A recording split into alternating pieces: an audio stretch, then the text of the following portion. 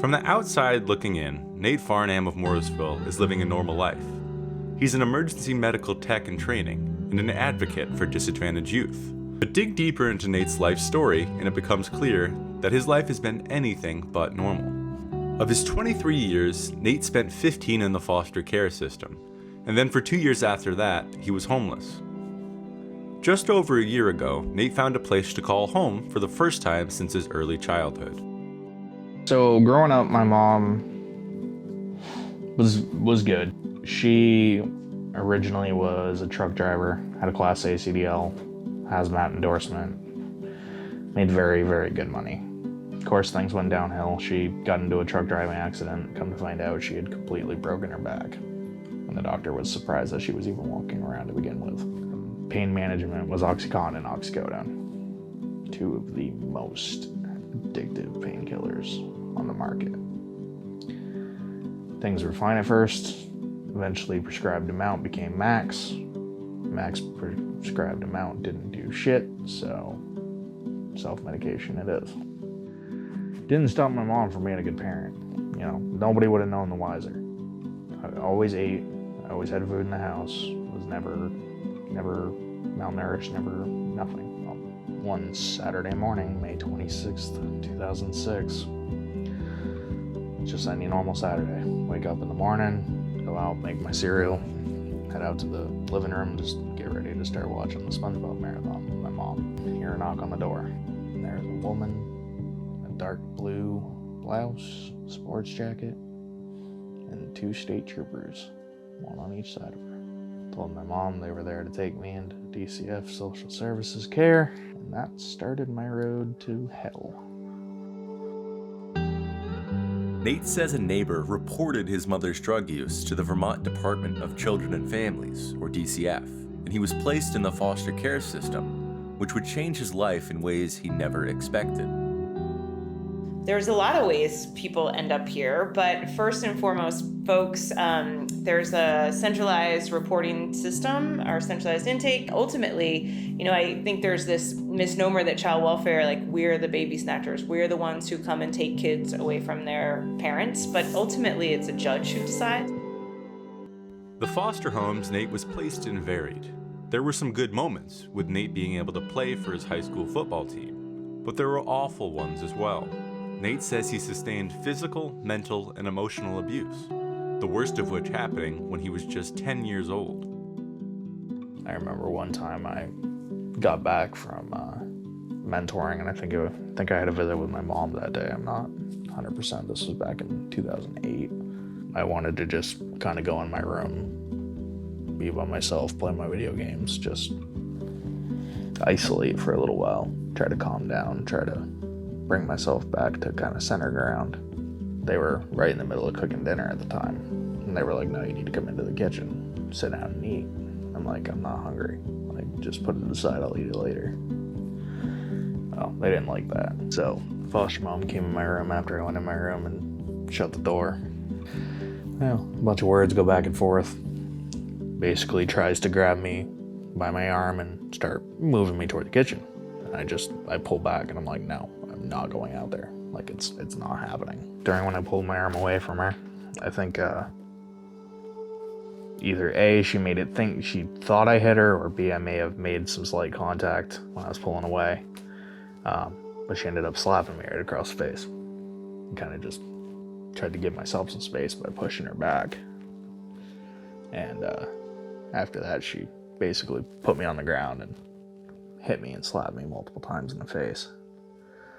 And then ended up grabbing me by my hair and dragging me from my room out into the kitchen. That shit hurt. Well, shortly after that, they all went into their rooms and I snuck out my window and left.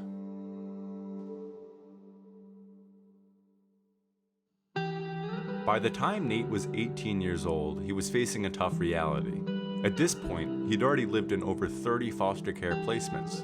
Suddenly, he found himself without a home. And then I spent 2.5, 3 years couch surfing, living in my vehicle, being homeless. I would not sleep very well at all during the wintertime because I'd wake up every, 2 hours or so, freezing fucking cold, and have to start my car and let it warm up before I could go back to bed. And by that time, I was pretty much fully awake, so it sucked trying to go to sleep in the winter. About 1/3 of the American homeless population sleeps on the street or in a vehicle.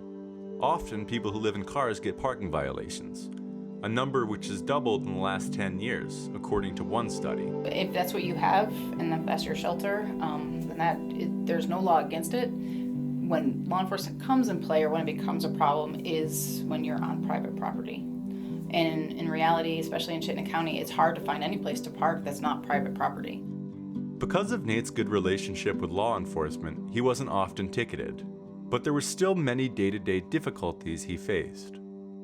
And I mean, overall, it wasn't necessarily the greatest, living off of basically fast food or, simple shit that doesn't go bad in a day that I could eat that same day. While fast food and other cheap options were a part of Nate's diet, he also relied on shelters in the area for food. In Burlington, the Community Resource Center has seen an uptick in use over the last year. I think ideally there would be one of these for every mile or every ward, say, because when we started out last year, this place was getting 20 visitors per day. This year we're getting 80 to 100 visitors per day. Nate relied on shelters like this once in a while, but mostly he slept in his car. Now he lives on his own, with help from Vermont's Youth Development Program. Nate's long-standing connection with YDP led to big changes. Lawmakers working on foster care regulations reached out and found Nate Farnham. In 2018, still homeless, Nate stood with Vermont Governor Phil Scott as new safeguards at DCF were signed into law.